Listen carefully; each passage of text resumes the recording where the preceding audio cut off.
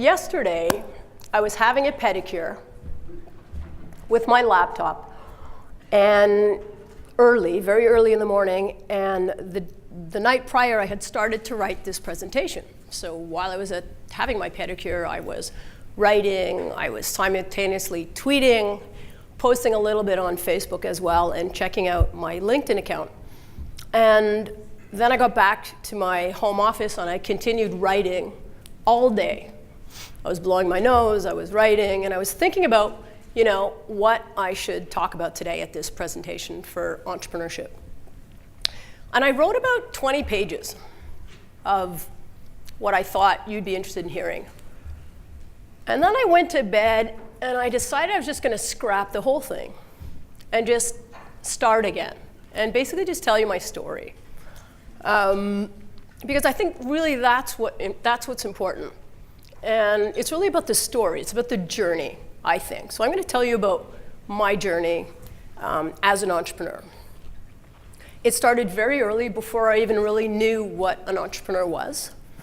I think that entrepreneurship, first of all, is innate. You're born with it. So when I was quite young, I was constantly thinking about ways, how could I make money? I wanted to be independent, and I wanted to be able to buy and do whatever I could. I'd do whatever I could and buy whatever I wanted when I wanted. I didn't want to ask anybody. So I kind of grew up with that in mind. I babysat. I shoveled snow. We used to go Christmas caroling. I was Jewish, but we went Christmas caroling. And so I always made money from the time I was very young. Anything I wanted, the first thing I bought was a stereo system. And so that sort of continued along. And then at 16, I ended up I got a job while I was at school. And continued my studies, went to CEGEP, went to university, as Chris said, and studied fine arts. And my father asked me if I'd come out and help with the family business. So I did that. I worked with my father for about 5.5 years. I used to sit there with him. He would make phone calls, and I would just listen. I'd go on trips with him, and I would carry his briefcase for him. And I learned a bit about the business world from an entrepreneur perspective. And then we hit this was like the 1980s later on. And does anybody remember the show 30-something? Anybody old enough to remember 30-something? So let me just get back. My ambition in life from the time I was born was to just have fun. Like, that's all I care about. To this day, I just want to have a good time. I just want to enjoy myself. I don't know where that came from, but it was always about, I'm a pleasure seeker. So fast forward to 30-something. Anybody who doesn't know the show, it was about a bunch of 30-year-old people in advertising. Everybody dressed really cool. There were basketball hoops in offices. The girls didn't wear suits or skirts. Everybody was like very cool. And I was like, well, this is what I want to do. This looks really fun. I mean, here's a career choice. I hadn't studied in it, but I decided that I was going to leave my father's business and pursue a career in advertising. I started at the bottom. I dressed really well, got the job. The first day I got into the office, all I did was move boxes from one office to the next. But I loved it. Here I was working in advertising, my dream. It was like what I had seen on 30-something. After being in advertising for about 5 years, I moved up the ranks from, I guess, a gopher to an account exec. And it was a really cool small agency, and they encouraged the account execs to develop business if we had time. And I thought this was perfect. They were going to pay me extra money. They were going to be commission if I brought in business. So the fact that I was so naive, I remember one day, and this is true, I took out the yellow pages, and I just started calling companies left, right, and center, trying to develop them as clients for the agency. And slowly but surely, people actually gave me interviews. I brought in a lot of business. I ended up making quite a bit of money in advertising. And then at 28, I decided that I didn't want to do that anymore. And I left to become a GO in Club Med. Has anybody gone to Club Med? I just want to have fun. So I wasn't having fun in advertising anymore. That bubble burst, the 30-something thing. So I went to Club Med. I was a GO for a couple of months, and I was trying to figure out what I wanted to do with my career. Then I came back, and somebody offered me to work for them in a fashion photography agency where they represented fashion photographers. I'm thinking, this is really cool. I'm going to hang out with like a bunch of really good-looking people. We're going to do like really fun stuff. Yeah, I'm going to become an agent with this company. I'd learned a little bit about fashion photography or photography production when I was in advertising. So I joined them, and I was there for about a year and a half. And the owner of the agency, we had a talk one day, and he was telling me, you know, Anna, you don't make friends in business. If you want a friend, buy a dog. And that didn't work for me. Like, I'm a people person. I want to be friends with people. I want to be friends with the people I work with. I want to respect the people and have this kind of relationship. I didn't want to, just treat people like me and them. So I kind of overnight just decided I was going to leave and start my own business. And that's what I did. I went in, I think, the following Monday, and I just said I'm leaving. And I decided, I was like, this is really cool. This is it. I can do it. I kind of did my own thing in advertising. I did my own thing here. I'm going to start this agency, and I'm going to represent illustrators and photographers. Great idea. So I went to my parents' house, and we sat down. I did a business plan with my father, very detailed. We discussed what my rent was, how much my food was going to cost for the month, and what my expenses would, what kind of expenses I had, and basically what kind of money I needed to make just to cover these costs. So I had done that. The next thing on my list was to come up with a name, right? I'm going to come up with the name of this company. So I was having a couple of drinks with a girlfriend of mine, and we sat around thinking about like really cool, she was in advertising actually, and I was like, let's come up with something really great, a really funky name, and kind of did the tour, couldn't come up with a great name. She says, why don't you just use Anna Goodson? People will get to know you, you'll make a reputation for yourself. I'm like, great idea, let's call this Anna Goodson Management. So I had the name, I figured out basically how much money I needed to survive, and here I was launching my business. What next? So I was an agent. I needed people to represent. So I started going around and asking people if they were interested in having somebody represent them. And I would go up, and I would call them, I would set up a meeting, and they'd be like, how long are you doing this? I'd be, it's like about like a week, sort of. Not quite a week, like, a few days. And everybody refused me. They're like, no, I'm not interested. And like, who are you? And I'm like, I'm Anna Goodson. And people refused me. So I had this name. I was desperately in search of trying to build this reputation, which I had not, and nobody had heard of me. But I had ambition. I had drive. And I was so excited to have my own business. I mean, this was like the best thing that could have ever happened to me. I remember then going down to the government office to sign up for my tax numbers. Anybody who started their own business, it can seem like a boring thing to do. That feeling I felt inside, going and actually getting my TPS, TVQ number, or whatever it was back then, I was invigorated. I needed equipment to start this company. And actually, before I needed equipment, I needed money. So today you mentioned about yes, and we talk about funding, and people are throwing money at startups.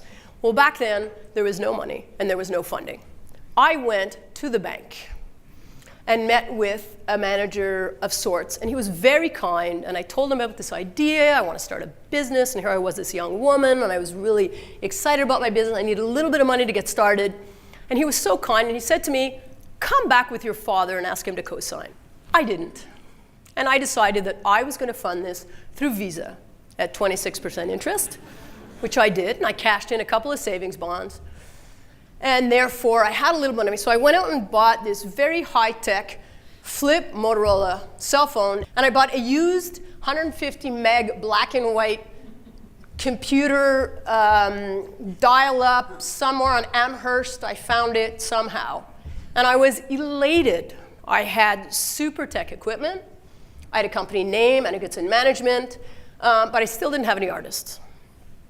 So I started going around. I knocked on so many doors. I ended up putting together, I had a couple of illustrators. I met a French guy that was in from France who contacted me. Basically, nobody else would take him on. And he just landed, and he figured, well, I might as well go with her. I don't have everybody else. So he was the first guy that I took on. And then I went to see a photographer, and they accepted me. He was a bit of a has-been, and I promised that I was going to generate his career. So I took him on, and then slowly put together a little group of artists. And I started working my ass off. Let me just reiterate 1 second. I use the word work, but let me just correct that. I actually haven't worked in 20 years. because I'm an entrepreneur. And I think that when you work, you work for somebody else. You go to work. I don't work, it's my hobby. I love it. Sunday night, Monday morning. Who doesn't like Monday mornings? I play tennis. I love Monday mornings. I love Monday. So I'm an entrepreneur. I don't say work, but passionately involved in my career. And I spent an awful lot of time. I used to make so many phone calls that I would get pimples on the side of my face. Because in those days, receptionists would work in companies, and people, there were human beings actually, they answered the phone when you would call. And I made so many phone calls that I was covered with pimples.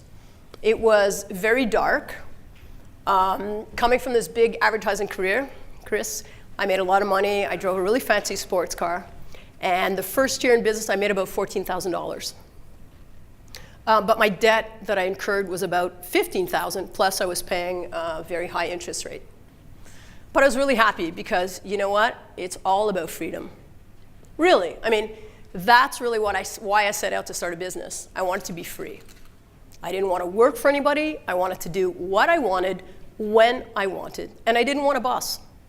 And to this day, I do what I want, when I want, and I don't have a boss. And I love it. For all the money in the world, I couldn't go work for anybody else. Freedom has no price tag. So I raised, so I started working really hard. It was, like I was saying, it was very discouraging.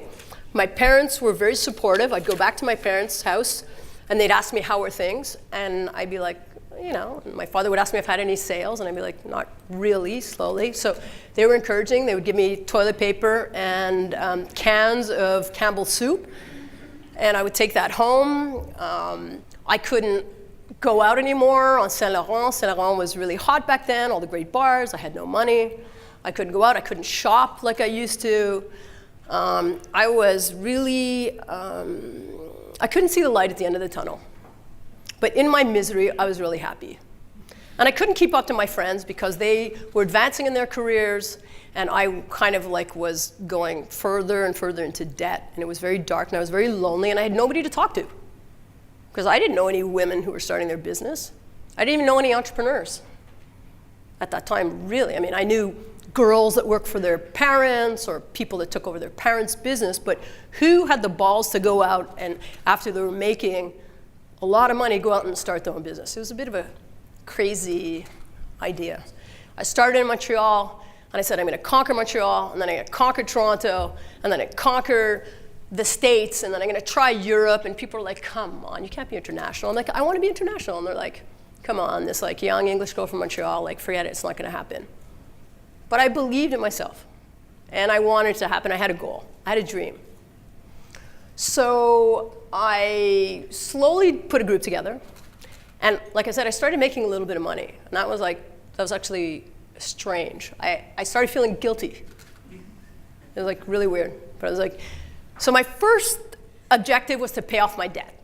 So I'd accumulated $15,000, $20,000. So whenever I would make a little bit of money, I put it aside, I said I'm going to pay off all my debt. And then once I paid off my debt, I said, okay, you're still making money, you gotta be careful, you never know, you don't wanna go back to where you were, you don't wanna go to your parents anymore for toilet paper, like you gotta be careful. So every dollar I made, I lived off a quarter, and I put 75 cents away. I was like a squirrel. I just put my money aside, put my money aside. And people were calling me, and I was getting more and more business, and I was making more money. And it was really weird because I didn't know what to do with the money. Like that's like it might sound strange, but what do you do when then you have money in the bank? You have 10, 20, you have like $50,000, you don't leave it in the bank. So all of these things, this is like an entrepreneur, you gotta figure out like, what do you do? How do you reinvest? How do you sort of move on, you know? And then slowly, things started to happen. Artists were starting to call me. I was like really weird because everybody refused me. Everybody said no. And here people were actually contacting me and asking me to represent them. 1996 is when I launched the business. I was 11. And it's going to be 20 years in February. In 1996, I launched my first website. I didn't know what it was. I didn't know the internet. I met somebody. Networking is crucial when you're an entrepreneur. who just said, you need a website. I'm like, okay, I'll get a website. What's a website? So I had my URL, I had my email address, I didn't have a clue what it was about.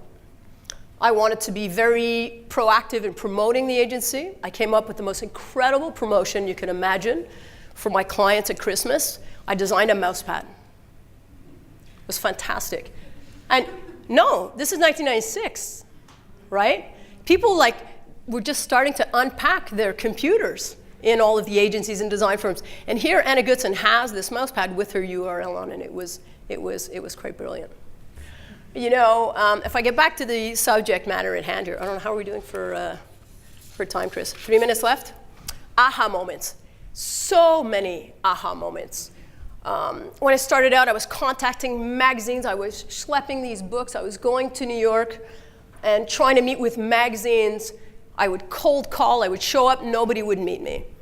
And I would go, and I wouldn't stop, and I would contact people. And eventually, again, people started calling me. Our artists today, I mean, an aha moment, the first aha moment I had was I was driving in my car. Back then, you could talk on your phone, and I had that Motorola you saw. And I got a call from the Los Angeles Times. I was like, oh my God. The Los Angeles Times is calling me, Anna Goodson, in Montreal, for a contract in their newspaper.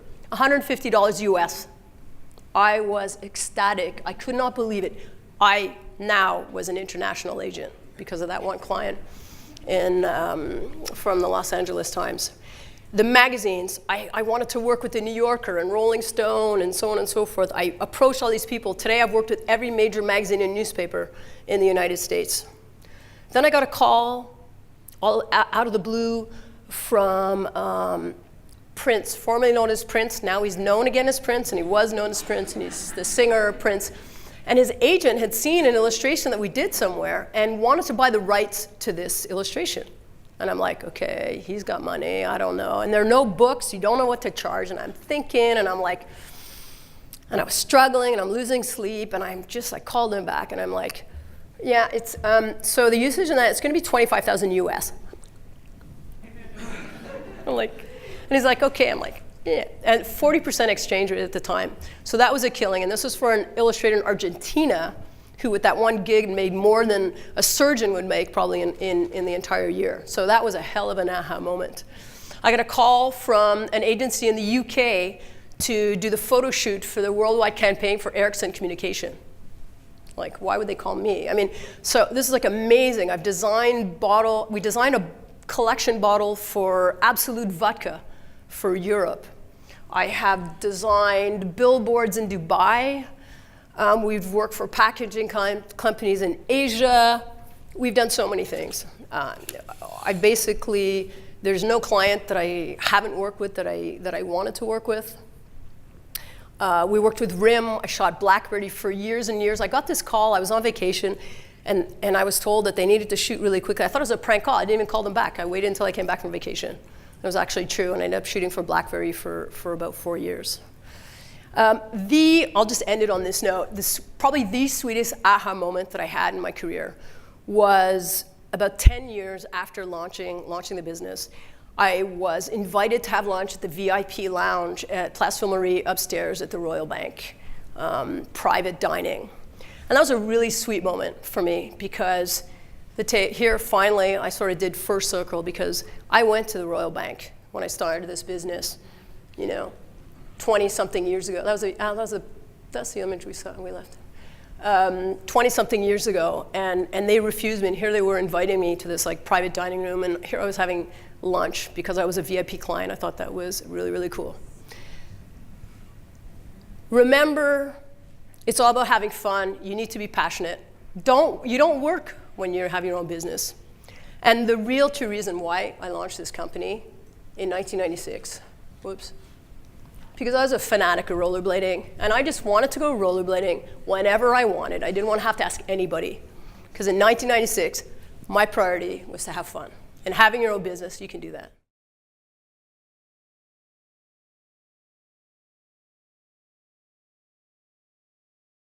Did you really, from the beginning, know how to do all of this, or did you sort of make it up along the way?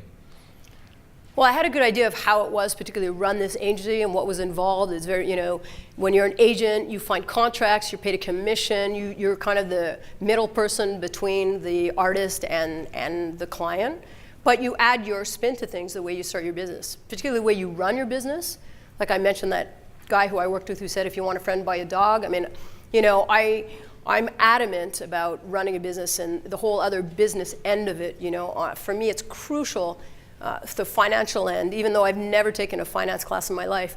But it was very important for me to pay off debt. It was very important for me to pay suppliers in full all the time. From day one, I had a fantastic reputation regarding that, a great credit. I mean, this is really important. And that's one of the things that I focused on. And sure, there's some trial and errors and mistakes. I don't know if it's because I'm a woman, but I was very sensitive when things would happen. I took so much personally. If there's something I could change and go back, I would not take things as personally, and I'd let them sort of roll off my sleeve. And it's not like, it's not me, but it's the situation. Have you ever gotten a "you can't" that made you stop and take it seriously? I think that if somebody tells you you can't, it's like it's a cadeau. What a gift for me. I can't? Oh, watch me. What? Yeah? Watch me. The more somebody tells me I can't, the more I'm going to do it. The more I'm going to. Friends used to say, come on, Anna, you're watching Oprah. You're at home, huh? No, I'm focused. I have a goal. I know where I'm going. I know what I'm going to do. I had somebody in the industry say, come on, it's never going to work. Saw him a few years after. The agency is one of the most respected in the world today.